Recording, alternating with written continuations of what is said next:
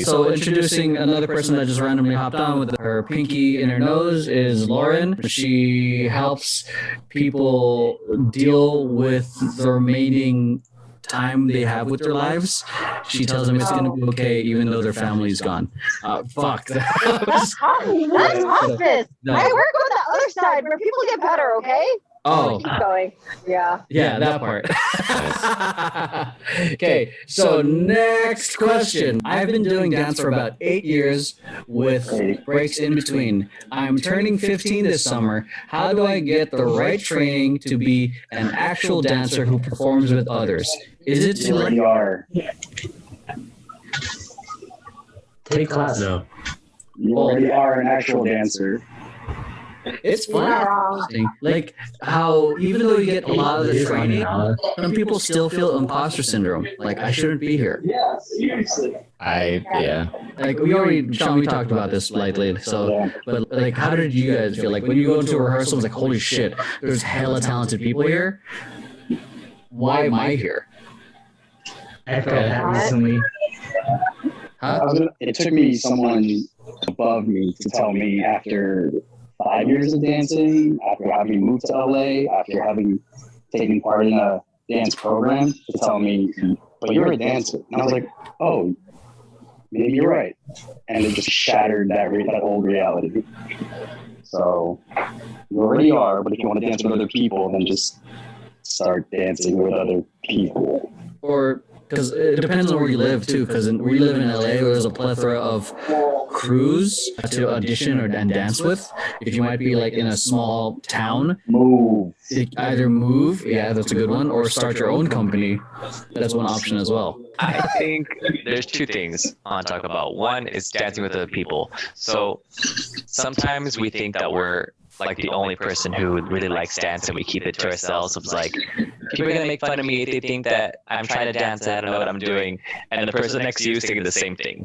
And they're like doing dance stuff at home too, being like, I wish somebody could dance with me. So I say, speak out loud about it, or put some music on and be like, hey, I just want to hang out and dance at the house, or like whatever. And you'll see some actual people come out of the woodwork. But it's also really inspirational to watch others do their thing. So even if it's just a bit out of your comfort zone for yourself to dance, you might inspire someone else to start dancing themselves. You don't know. But then on the second end, the imposter kind of thing of, oh, I'm not good enough, I also blame culture on that, whether it be your culture, your personal culture, or the professional culture, right? So sometimes if you think of professional, you're like, man, I have to be 6 foot and buff to be a dancer. So I'm not that, so I'm not a dancer. And it's like, well, not really. You know, there's a different thing to that. And then the flip side of culture, as in your own, like I've said it before, particularly people of color, our families very rarely support us. And if they do, or even if they talk about it at all and acknowledge it, that heaven forbid they acknowledge it, you're always compared to somebody who's doing it, right? So if it's like, you want to dance, but are you going to make money? You guys are not Jabberwockies, huh? You're Jabberwocky? No. So, you know, Where's your mask, huh? Where's your mask? You just wear the mask for COVID. You're not Jabberwocky. You know, like there's just things like that it's funny-ish, but after like, chip and chip and chip and chip away, now your family is just like, why are you dancing? It's stupid. You're not going to make money. Go be this so you can make money and make dance a back thing on the back burner. Forget about it. You have to pay to take these classes. Who's going to pay for those classes? I can't pay for those classes. And then it becomes like it's always a constant thing. So I feel like that pushes down on you of like, maybe I shouldn't be a dancer. Or even if you do pursue it, you feel guilt because you're like, man, my parents are paying for my classes, or I'm struggling my ass off and I'm eating top ramen for 7 days a week so I can go to one class or 2 classes, and like the struggle was real when I was younger, like hella ramen and like scrounging around for like quarters under people's couches for like years. So I understand the struggle of like, is this something that I should be doing? But don't let that happen. Like John said, just dance with people and really just let that fire ignite in you and see where it takes you. It could take you this direction, it could take you another direction, but you don't know until you really light that fire and see where it goes. But again, family and culture. Don't let that be a deterrent from your talent. Yeah, they're gonna say, because I feel like people from probably from the old guard, they're gonna just be like, you gotta do X, Y, Z credentials, you gotta do this, you gotta go to, I don't know. For me, it was like you weren't legit if if you weren't hunting out for the next battle. In a sense, because there were jams for me growing up, but back for me it was like you gotta like some of the hardcore people battling. They would literally go to other people's proms just to battle, like or look go to the next city. Like literally like how in these kung fu movies they would find the best dancer from that city and battle them. So I was like, man, I'm not that hardcore. I'm in college, so like, I gotta pay for gas money. I'm going to Santa Monica. But yeah, to go also go off the second question, is it too late? And you're turning 15. It's never too late. And I've shared this story a million times. Like one of my close friends, Annette Bone. She's like 40. She stopped dancing for 20 years. She worked in corporate. She has a. Okay, I'll get to that. Sorry, my camera's blocking you, Victoria. I'll pass the ball to you in a sec. But just to wrap it up, share a story. She's 40, pursued dance. Now she was in a contemporary ballet company for a couple years, doing paid gigs, and she's in her middle ages. So it's never too late. Victoria, She's cool. Yeah, it was also for the thing, is it too late? Because she said she dancing for 8 years, but like, when am I gonna get somewhere? When am I gonna take this to professional? And back in 2018, I've been dancing since I was 3 years old. But it was just hobby. It was just having fun, as it should be. But at the age of, I think, 18, I was like, I took some classes in London, which was not too far, but in another country. And I realized that very cliche, but I realized I don't have to be the best to still be good. Or the best. Because that's, like, in my eyes, obviously. But I don't have to be able to kill this choreo if I can kill another class. I have to tell myself that all the time to say, even though I see these amazing dancers in the class, it doesn't mean I'm less good. It actually means that I'm pushing myself in a class where I know there's going to be amazing dancers, which is already the first step. So that's the thing I would tell myself, and I still tell myself, I don't have to be the best of the class to still be good, or be amazing, or be great. Yeah. Okay. No, I'm not muted. I'm gonna mute you now for fun. No! You want me to type all this out? Oh my god. Okay. Or I'll put captions. Yeah, I'll film it and I'll put captions and I'll play it back to you. We'll do that. I'm the virtual TikTok lady. Like, just. Not even, okay? Okay. I forgot what I was talking about. Oh, okay. It took me a really long time to be like, I'm a dancer, which is weird because I literally I came down to Southern California to go to college, but also to dance. And I would tell people like, oh, I'm just gonna go dance, and they're like, are you a dancer? And I'm like, no. But Wait, what? Did she say yes or no? no. Yeah. I said no. But that was like it was a big struggle with my identity as someone who was learning off of YouTube.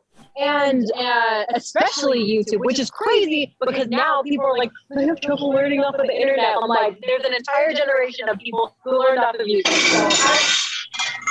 So Sick. anyway, so I feel like you're so young. You're 15. Oh my goodness, you have your entire life ahead of you. So I would say don't be deterred because it's going to take a little bit of time to own your identity and own your power and own the fact that you are a dancer. And with the culture, there's so much things going on. Sorry. With the culture, especially now with things changing, dance isn't narrowed down to only kids who take technique classes in studios. It's not narrowed down to such a very small specific group of people. No, dance is it's expanding, and whoever's honestly with people learning dance off of social media, a lot of TikTok is getting super big. And to you 15-year-old, I don't know what their name is, I'm so sorry. But like, yes, you are a dancer. You have been taking classes, you're training, and you have a goal. Like, we're not, like, dancers aren't just people who dance like for celebrities or for backup. Like, we exist in all aspects everywhere. We exist on the internet, we exist out in real life, we exist on the street. So like, you are a dancer, and if anyone tells you otherwise, you come to me and I'll love you, okay? Okay, yeah, that's great. So we'll go Nancy and then B-Rock.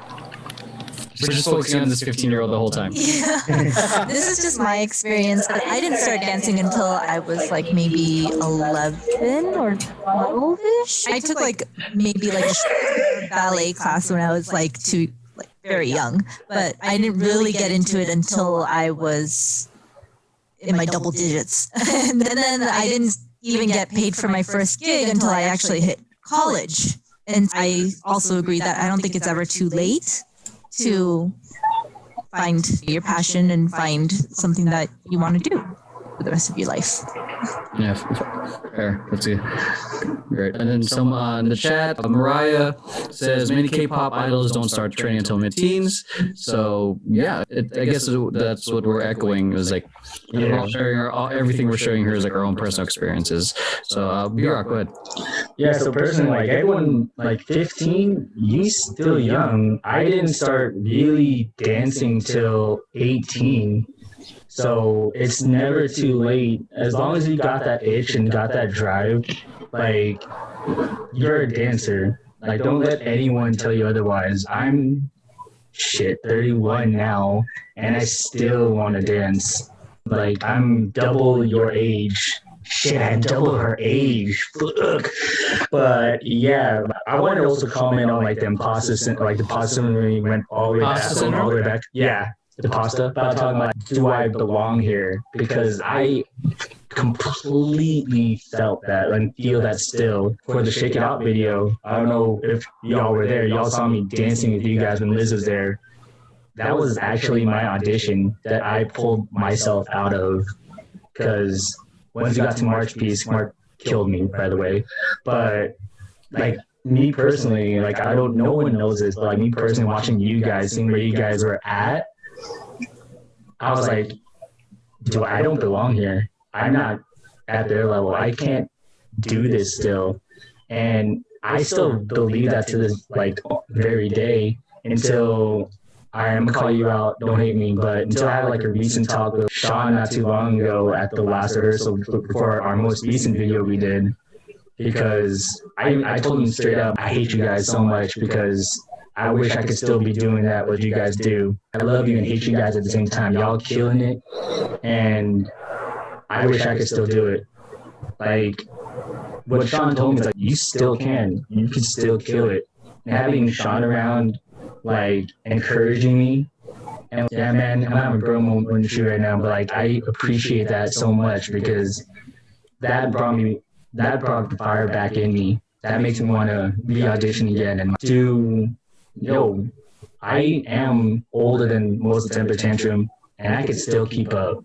And don't let anyone tell you that like that. It's more like believing in yourself as a dancer, first and foremost, having the confidence in yourself would make you a dancer. Because as you can tell, like again, I said, I'm twice your age, and I still have that same drive.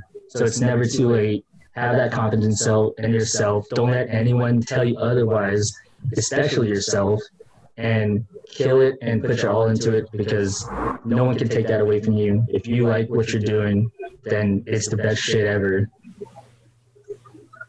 Damn, I appreciate you sharing and your vulnerability, Sean and Joey.